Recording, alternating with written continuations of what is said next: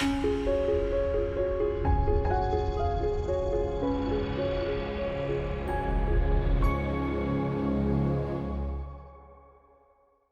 everyone, I'm John Quiroga. I'm a health services planner. I actually work on behalf of the Northwest Metro AD service.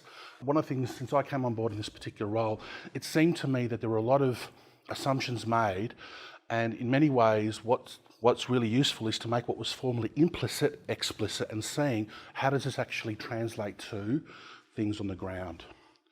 So what specifically are we going to be covering today? We'll talk a little bit about what the barriers and challenges are to cross-sector collaboration and partnership building. Secondly, we'll look at the principles of effective and meaningful stakeholder engagement. I'll be talking about a 6-step approach. It's actually taken out of a document that was put together recently and updated by the department. They talk about an 8-step approach. I've just modified it.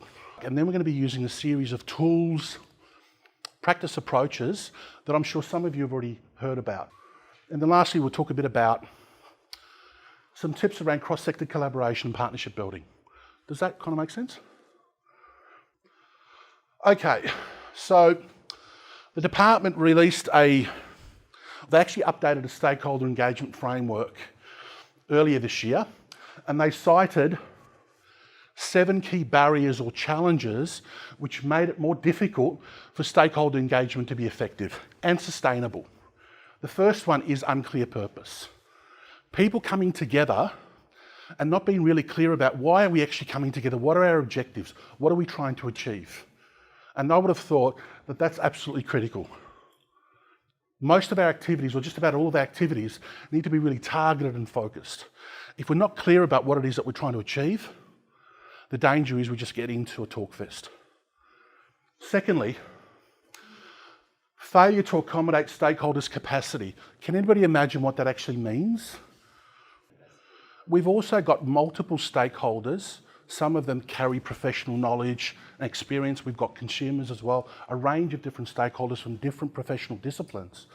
And a lot of it comes down to, do these people who are acting as representative or delegates, do they have the skills base and the knowledge base to engage in this adequately? You know, some of the stuff we talked about before, has everybody heard of IAP2? Some people put their hands up and said, I've never heard about it before. And yet it's considered a really useful model when it comes to stakeholder engagement. So part of it is around not only focusing on what are we trying to achieve, but what's the knowledge base, the skill set, the resourcing requirements so that people can actually go ahead and make it a meaningful thing.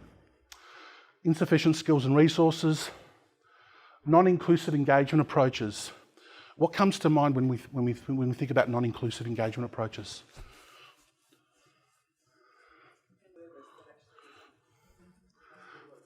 One of the primary arguments I'm putting forward is that for effective stakeholder engagement and partnership building to occur and for it to be sustainable, we need effective and meaningful stakeholder engagement. So many people, I've been involved in a range of activities where some people have argued, is this tokenistic? You know?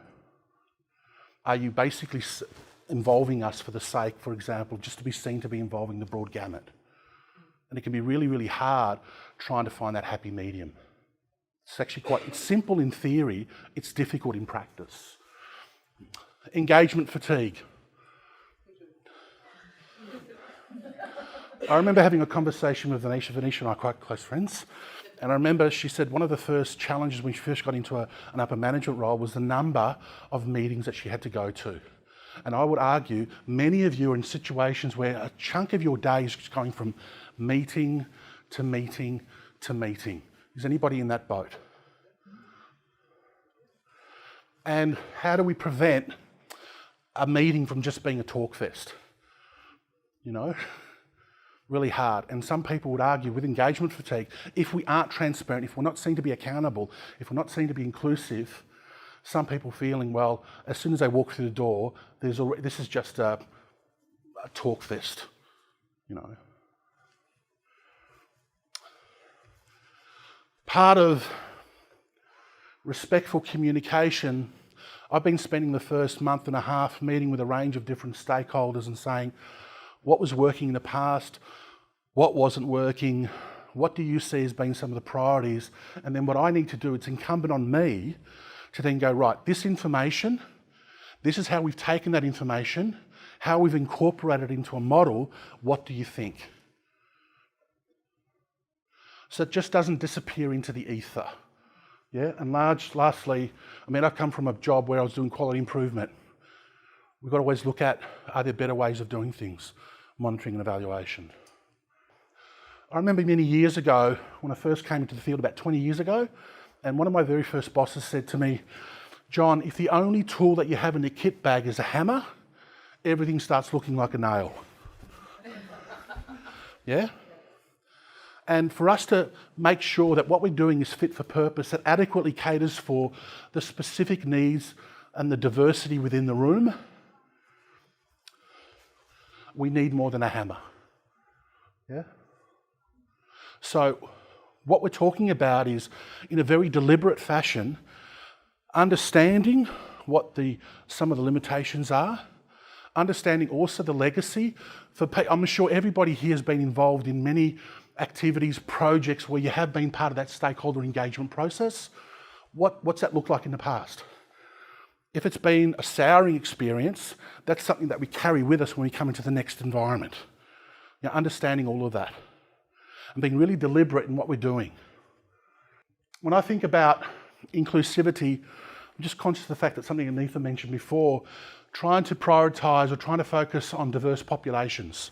We know, and it's not just AD specific, it's something that impacts a whole range of different professional disciplines and sectors. There are certain hard to reach populations. How do we reach those populations, right? It's something that's been discussed for many, many years. And I think sometimes it's about identifying, do we need to allocate extra resources to capture those harder to reach populations, harder to reach stakeholders? It's just something to consider when we go through the planning process. I'll just get you guys to read that for a minute.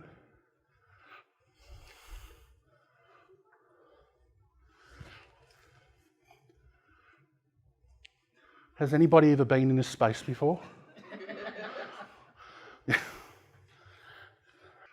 Feedback needs to be timely. You know, if we engage a particular stakeholder, see you in 4 months. We'll let you know how things go. Ideally, you want to take them along with you in the process. You know, so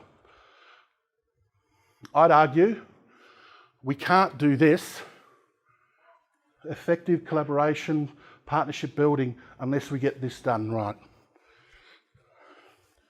What makes something effective? What makes it meaningful? Okay? It needs to be purposeful, needs to be deliberate. Yeah? So, this is what's identified as the principles of effective and meaningful stakeholder engagement. What I'd like you guys to do in small groups is spend the next, say, 10 or so minutes identifying this. To what extent are our stakeholder engagement activities consistent with these principles? At the very beginning of a stakeholder engagement process, are you coming together and are they really clear about what the objectives are? What's workable, what isn't workable? Is it really, really clear? You know? Have you been involved in activities where you believe it's been inclusive and it hasn't just been a tick the box activity? Yeah? Has feedback been timely? Have people been given the heads up into the future that this is what it's going to look like in terms of seeking your involvement? So you're not having to cram this meeting at the last moment. Is it transparent? Is it respectful?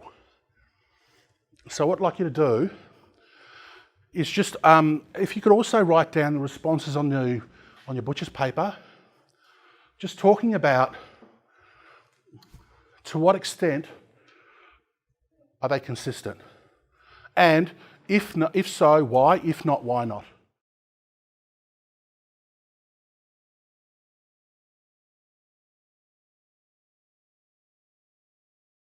Okay, if we can report back. This model is, as I said before, it's an adaptation of what the department's put together. They initially highlight an 8-step model. I've just basically put together an abridged version to 6 steps. So step 1 is really covering what Venetia's saying, we really need to define the reasons for engaging stakeholders. What's the desired outputs and outcomes? What are we trying to achieve? Yeah? We also need to outline what the scope and limitations of the project actually is. Thirdly, there needs to be a process. So if we have a working group or a range of different people coming together, we need to spend some time negotiating what's workable, what isn't. What are the parameters? That needs to be done early on from the very beginning, ideally. The second part is where we start applying some of these tools. This is around identifying who the actual stakeholders are.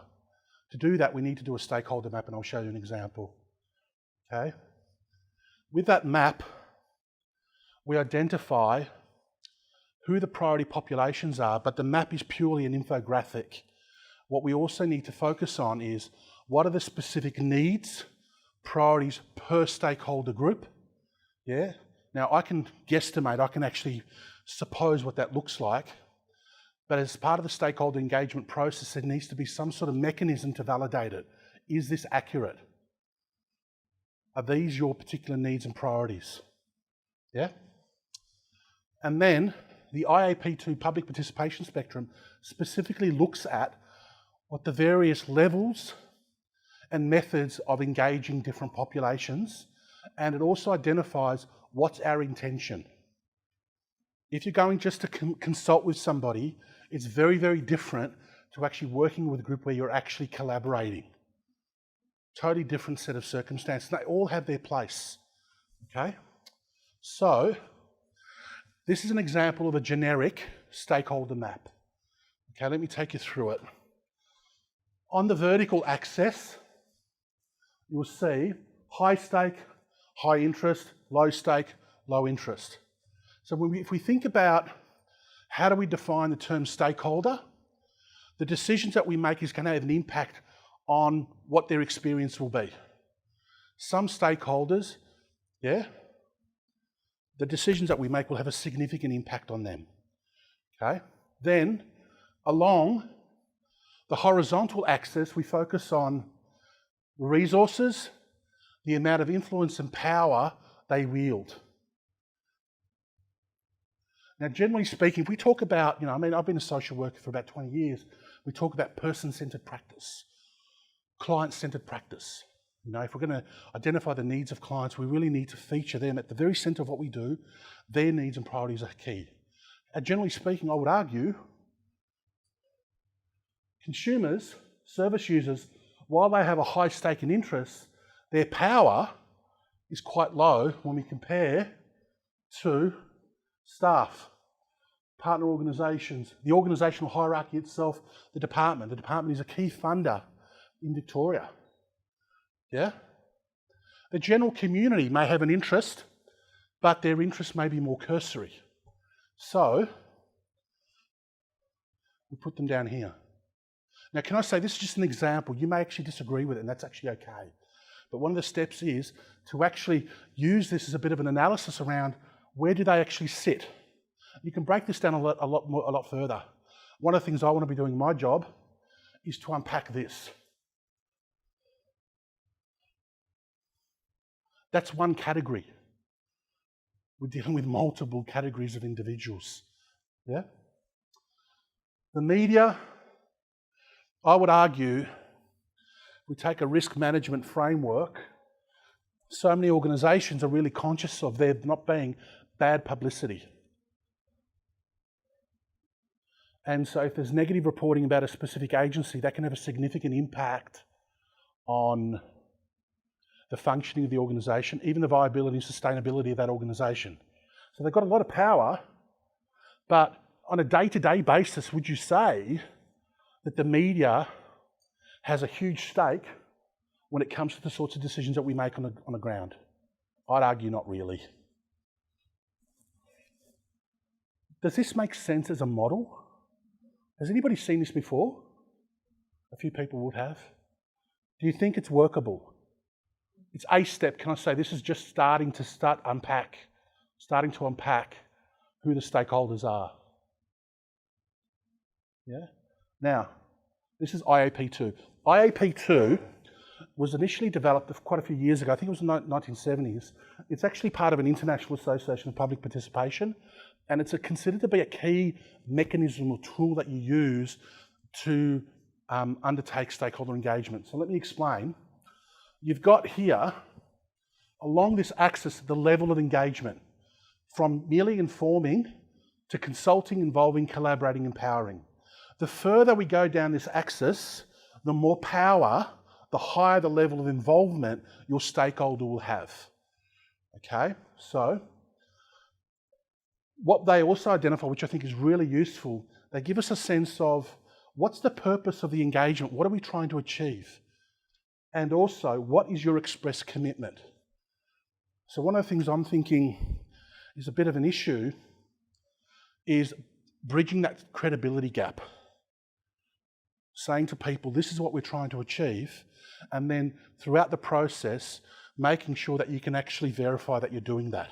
So if we're looking at informing, the aim is to provide balanced, objective, accurate and consistent information to assist stakeholders to better understand the issue at hand. And ultimately, what we're trying to do is we want to keep you informed. Okay? So who would be a key stakeholder that you put into that category? Moving on to consulting. Not only are we providing you information, so this is a very one-way process, right? We're liaising and we're retaining feedback from the stakeholders for the purpose of analysis and formulating an evidence-based response, right? So if we're trying to implement change, people will be asking, where's your evidence? What's the basis for this particular decision? And then we will keep you informed, listen and acknowledge your concerns and aspirations, and provide feedback on how your input influenced our decisions. At this point in time, we're still making the decisions. Okay? Moving on to involving. We're now working directly with the stakeholder throughout the process, and one of the key priorities is to ensure that their concerns and their needs are front and centre, and they're consistently understood and considered. So in terms of what we're saying to people, we will work with you to ensure your concerns and aspirations are directly reflected in the actions undertaken and provide feedback on how your input influenced the outcome. They can start connecting the dots. Collaboration. By the way, for anybody who I will be working with, we're here.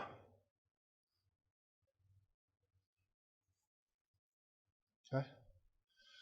To partner with stakeholders in the development of new initiatives or system improvements, seeking their input as mutually agreed solutions are developed and joint action plans are formulated. That may not always be easy because it's that process of negotiation, okay? And then what we're talking about in terms of our commitment, we will work together to agree on what we will implement and incorporate your advice and recommendations into the outcomes to the maximum extent possible. It doesn't mean it's carte blanche. It's an unsigned check. At this point in time, early on, we're talking about what's possible, what isn't possible. But that's our objective in terms of the communication, in terms of the involvement. And lastly, empowering is handing over decision-making power into the hands of the stakeholders, saying, we are going to do what you want us to do.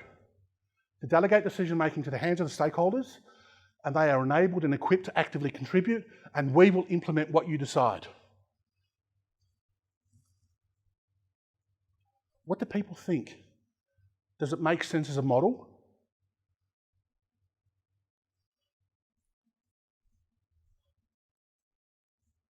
What do you think? Are there any limitations or concerns about this model? That's only half the model, by the way. There's still a few things to come, sorry. I would argue empowering is really, really hard. I would say it just doesn't happen.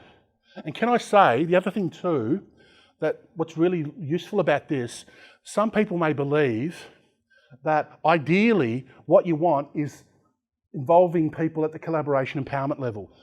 Each of those levels and methodologies is valid. I remember a friend of mine said to me many years ago, he goes, John, don't lay your seed on barren ground. Part of it is around assessing what's going to give us the biggest bang for your buck. And in so many cases, when we talk about stakeholder engagement and partnerships, it's also about recognising, do we have a group of passionate, involved, engaged people? You know, I'm not going to put this, obviously involving, collaborating, empowering is far more resource intensive than just informing. Now, to show you the full thing, the next level is basically identifying what are the specific methods, the tools that we use to communicate. So I haven't filled this up. This is what you guys are going to do now. So for example, an example around information is what's available in newsletters and bulletins. Or for example, I'll give you another one, what you've got on your website. So if a person just wants to find out more about the agency, they can go to this website and they'll have a whole heap of information. Do you know? And so what I've done here, what I'd like you guys to do is the next 10 minutes is to think about all the various ways you currently engage different stakeholders. What are the various lines of communication, the sorts of tools, the sorts of methodologies that you use? And then what I'd like you to do is to put them into the appropriate category. Can I also give you a clue? Things aren't mutually exclusive. You might have, for example, a particular consultations with forums. Yes, we do it in consultation, but we also do it further here as well. And then what I'd like you to think about is which populations would you locate beneath? So if you wish, you can use that as your group. Or if you wish, you can focus specifically on your particular stakeholders. Does this make sense? Yeah? And then what I'll do is once we've actually done that, I'll show you there's a particular tool that they use to measure which methodology is most appropriate. Can I say, I'm a big fan of using decision-making tools, but I'm also conscious of the fact that we're not automatons. You know, they help you inform your decision-making, but we can't be so rigid in our approach. But there is a tool that I think is quite useful. So in the next section, can you literally use butcher's paper, right at the top, number 2, and then create a table where you've got at the top axis, inform, consult, involve, collaborate, empower, and then focus on that. So, what are the various methods of engagement that we currently use that sit under those various levels of engagement? And then, which stakeholders would we see, would we view as being most appropriate to sit under those groups? Okay? So what we're doing now is we're using these sorts of tools just to get a sense of who are our stakeholders, what are their particular needs. The next level is then you need to identify what their needs and priorities are. Okay, and I'll show you an example. Before I came to this role, I worked for an out-of-home care agency. I wrote up this stakeholder engagement framework and we actually looked at, for example, young people in out-of-home care. What is it that they need? So I'll show you what that looks like.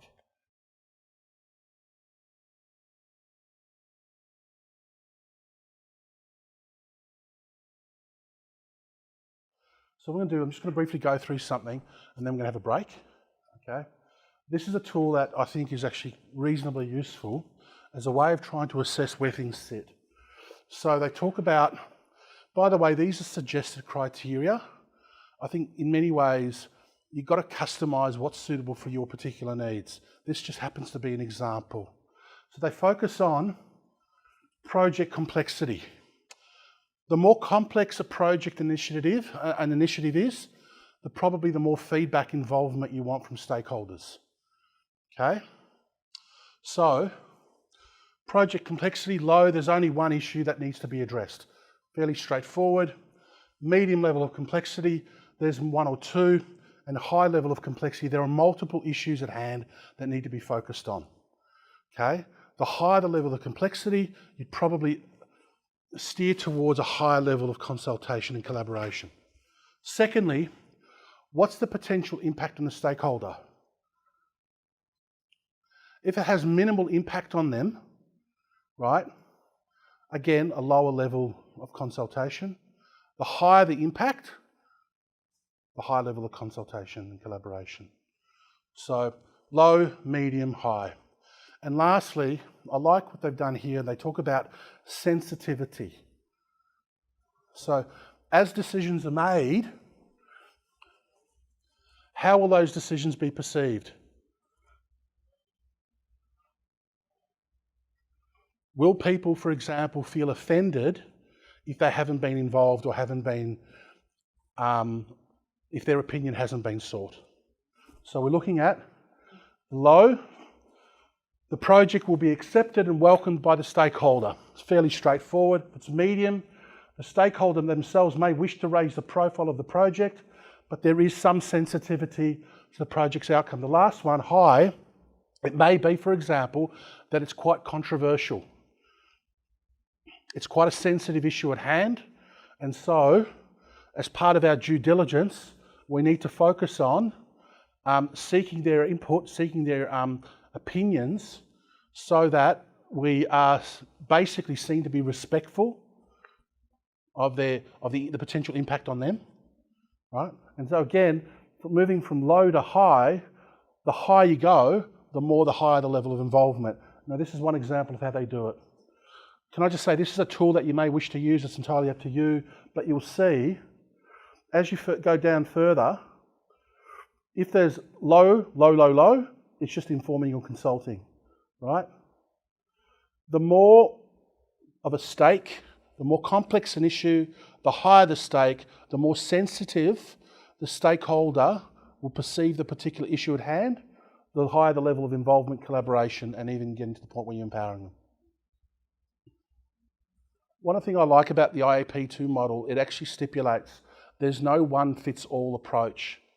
Things need to be customised to meet the specific needs of different stakeholders. And so we've talked about earlier on, when we do a stakeholder map, on one axis we look at the level of interest, the stake, and also the resources, influence and power as a dynamic to assess who the stakeholders are and which populations do we deem to be priority populations, which populations do we consider of elevated importance. And it may be something as basic as we cannot function if we don't meet our particular performance monitoring targets. So we need to spend some resources and time to make sure that we do that. In fact, when there's new changes coming into effect, we need to be spending some time clarifying exactly what's required of us. So, I'll give you an example. We'll finish up here and then we'll have a break. I used to work for Salvation Army West Care, which is an out-of-home care service out in the West, and we developed up a stakeholder engagement framework. And this is just one example of what we'd identified as their particular needs. As I said before, it's well and good to sit down and talk to a range of people and say, what do you think is most important to you?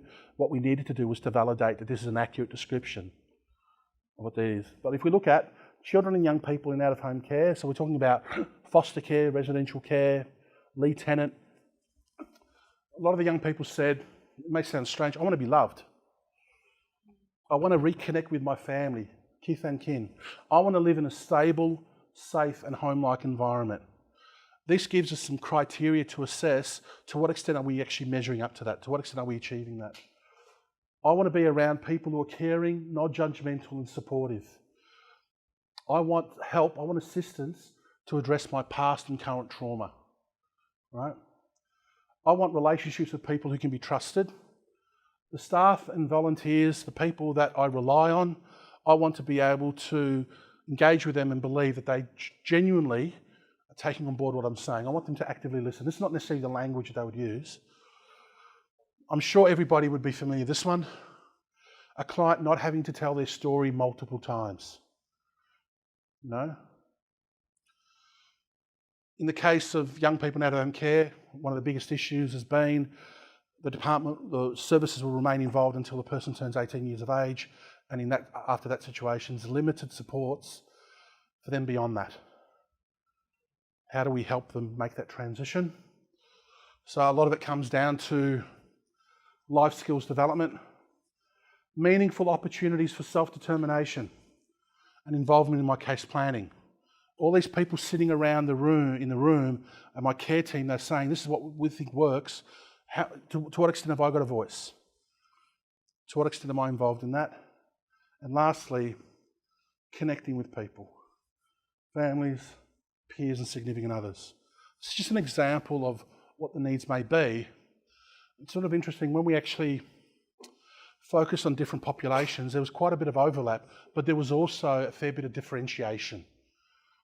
You know, what might be uppermost in somebody's mind if you're a 17-year-old living in a residential care unit in terms of what your specific needs and priorities might be quite different if you're a practitioner.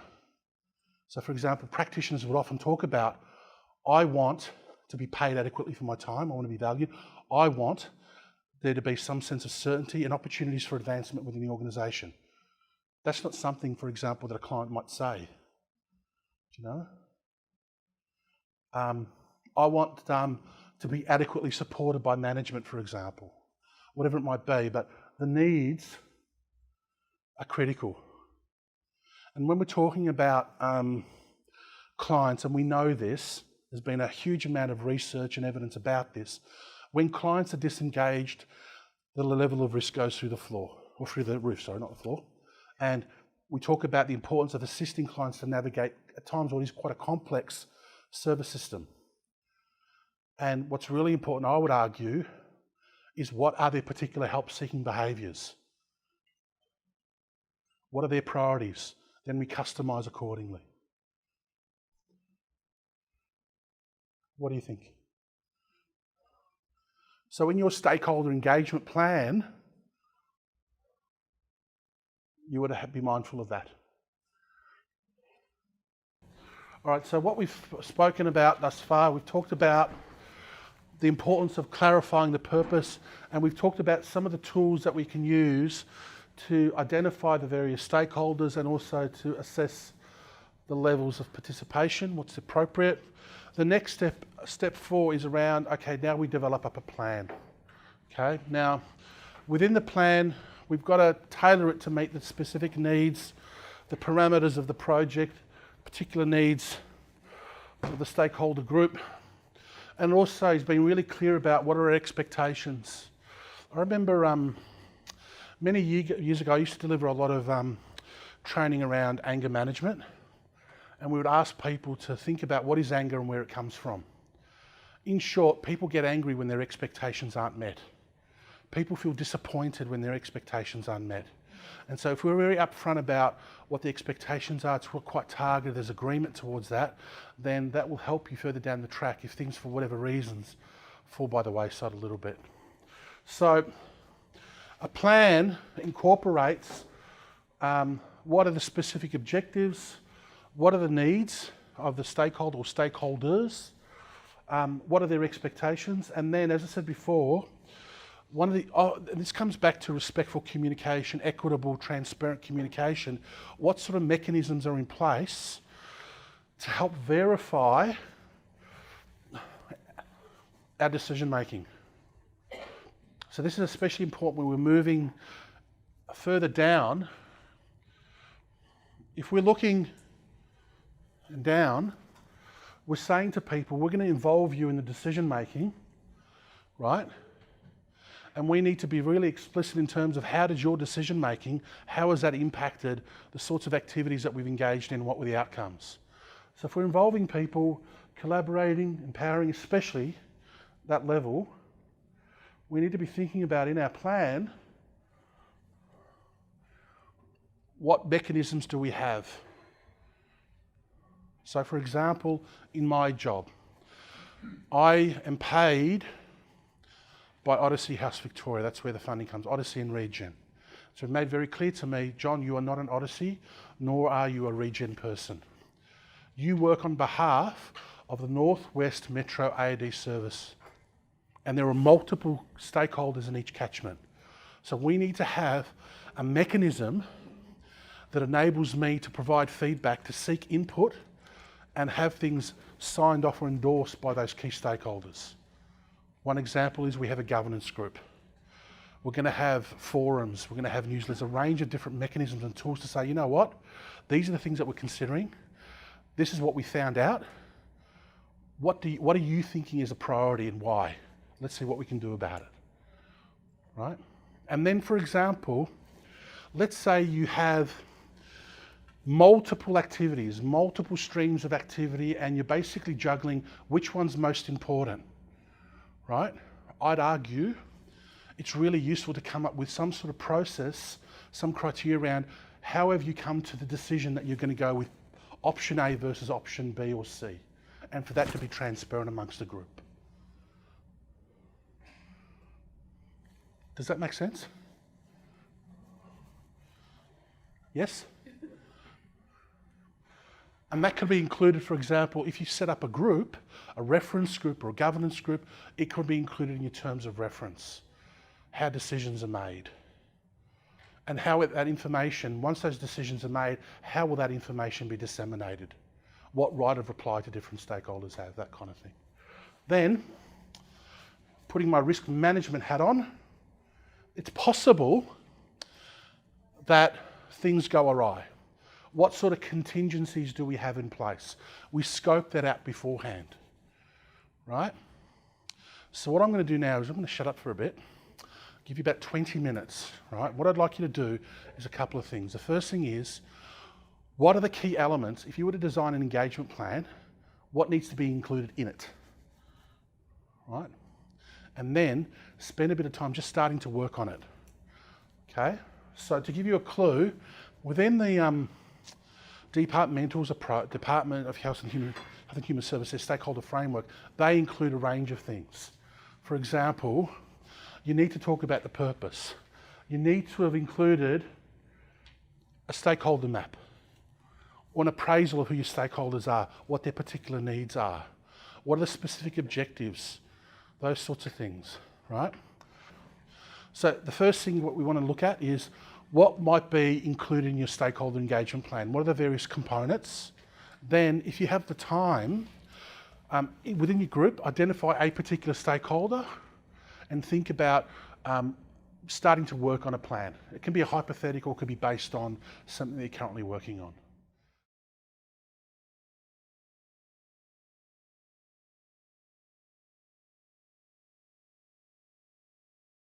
Okie dokie. The next thing I want to talk about for the rest of today is around co-design. So for example, there's a Ingrid Burkett, she actually wrote a really good introduction to co-design that would be made available as well, but she just puts it in these terms. It's about engaging consumers and users of products, services in the design process with the idea that it will ultimately lead to improvements in innovation. Okay, fairly simple, right? We're involving them in that, okay? And issues around consumer participation have been floating around for decades around how do we meaningfully engage service users, right? Now the issues are, why actually do we do it? What's the purpose behind it? They have a right. Consumers have a basic human right to be involved in decisions regarding their treatment. Secondly, meaningful participation is necessary if we are going to develop up services that are fit for purpose, that adequately meet the needs of consumers, then we need to look at meaningful participation. What does that look like? Thirdly, if we do it well, it can actually result in positive outcomes for both consumers and service providers. It's very, very basic, yeah? And this model has been cited in Burkett, and she talks about some key elements of co-design. At the heart of it, it needs to be person-centered. And what she talks about is that rather than focusing initially on the problem, we start with what is it that we're trying to achieve? What is it? What's most important for clients, for service users? And that can use a fairly liberal or broad interpretation. It's not necessarily just the client themselves, could be significant others, could be family members. And then we're also looking at what's practical, what's real world, what's digestible and meaningful for them, right? And then using a range of different tools and experiences that involves them in such a way that it's tangible. It's not this esoteric kind of abstract thing, right? And what we need to do as well is we need to rely on multiple sources of information. And I remember Odyssey Regen have had a consumer participant facilitator for a number of years, and they put together a document which identifies their values base and their model, and they talk about this. So many of our services, we highlight workers' professional knowledge and experience, and that takes priority.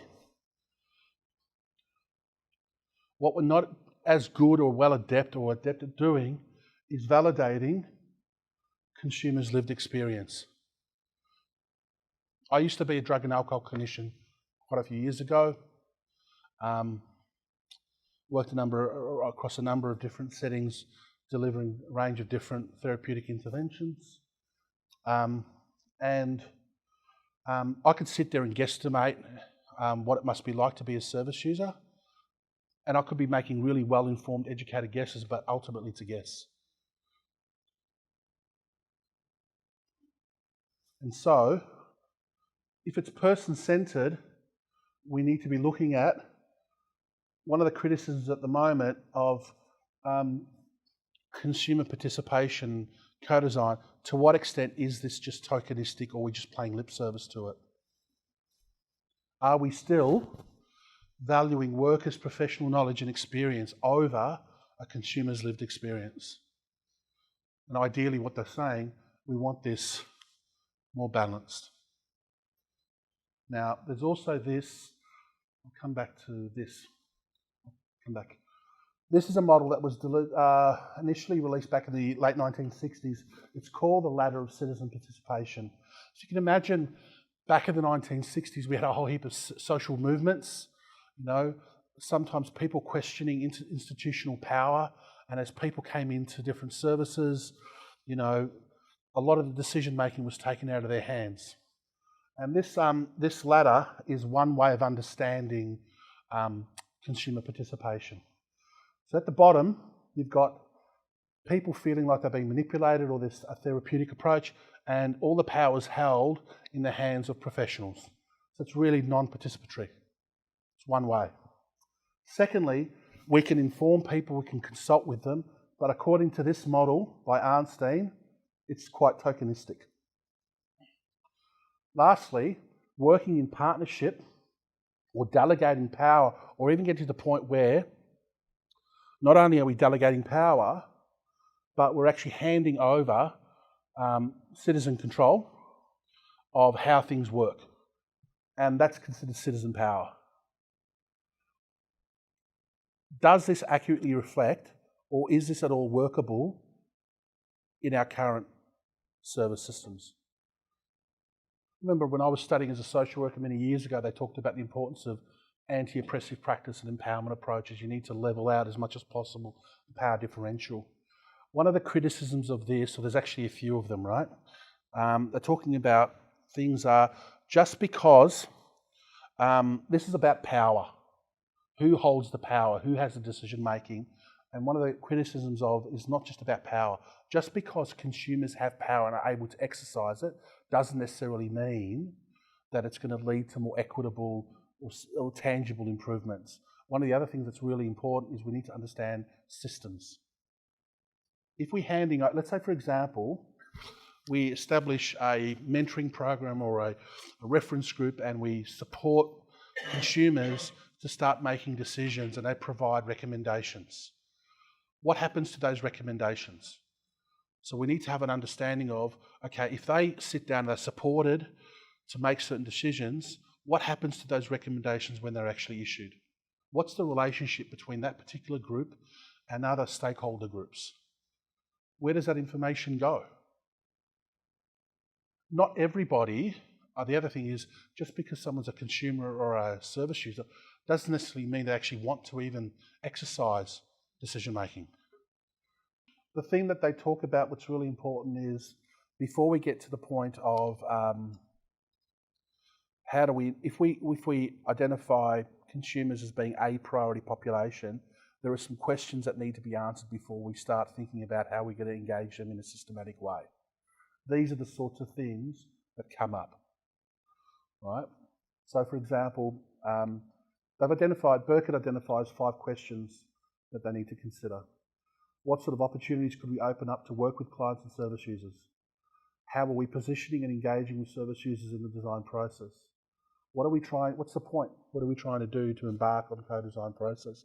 I mean, now it's a bit of a buzzword, and it's sort of this expectation that if, for example, an organisation is going to meet their external accreditation requirements, that you've actually got some sort of plan, some sort of approach, a basis through which you actually meaningfully engage consumers.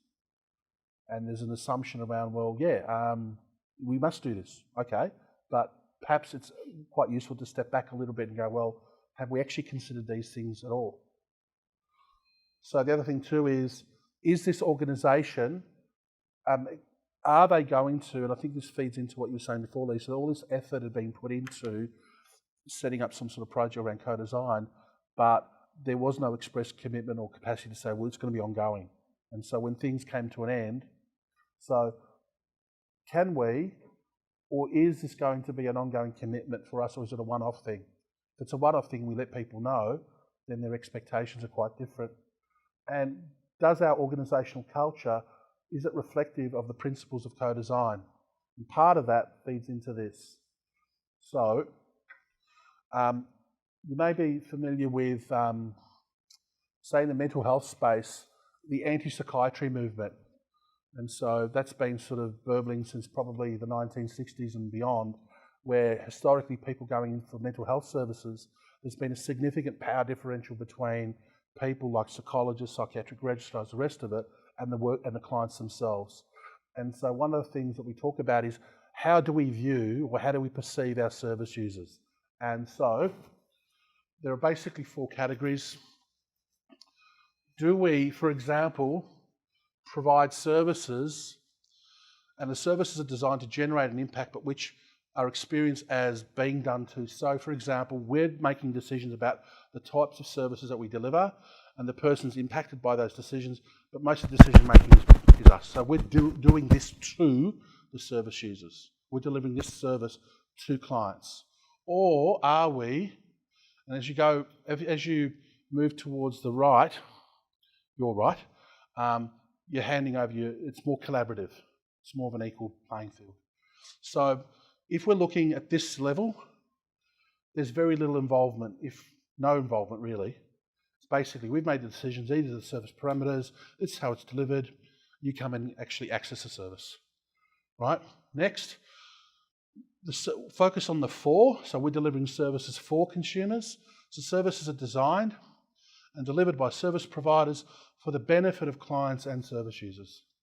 So if you like, there's more of attention paid to what are their specific needs. So we talked about before the break, as part of developing a stakeholder engagement plan, not only are you focusing on the levels, methods of participation, but appraisal of it, some consideration of what are their specific needs, what are their specific requirements, desires. So that's at the forefront of what we're doing.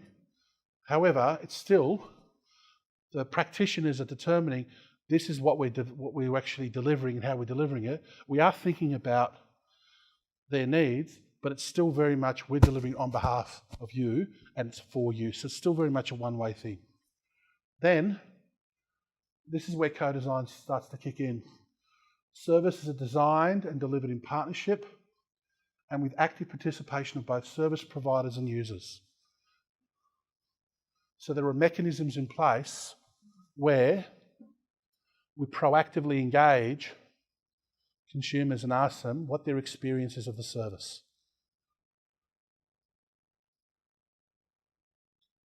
Can I say one example? We talk about, for example, the importance of using client satisfaction surveys. You might do a Survey Monkey or develop something hard copy and you seek information. In of itself, a client satisfaction survey is really useful, but it only goes so far. So if all we did was a client satisfaction survey, I'd argue we're still in that category. Yeah? Whereas if we're delivering something in partnership and there's active participation, what needs to happen in terms of supporting clients so they can meaningfully engage. What does that actually look like? And then lastly, peer-to-peer service design, which is actually initiated by the clients themselves in response to their own needs. So that's what we're talking about. It's co-design and it's designed by them. So effectively the clients themselves are saying, you know what, we've identified the needs for ourselves and this is what we think should be happening in terms of how the services should be implemented and rolled out. So if we're going back again to this empowerment with delegating decision making. And so it's about, part of it is about working through and understanding, okay, right, what's our intent? What's the underpinning driver? What are our values? What are we trying to achieve? And again, what's workable? So part of it is around understanding where do we sit. So as part of that foundational stuff, it's around identifying what's the nature of the relationship between service providers and consumers. Is it, for example, if we look at a stakeholder engagement, are we identifying clients as a priority population? If we do we need to incorporate some mechanisms around co-design, or are we more satisfied with working or consulting with the stakeholders and then actually taking it from there? I'm not saying, by the way, I'm not saying it's an easy answer. I'm just saying that's just the landscape.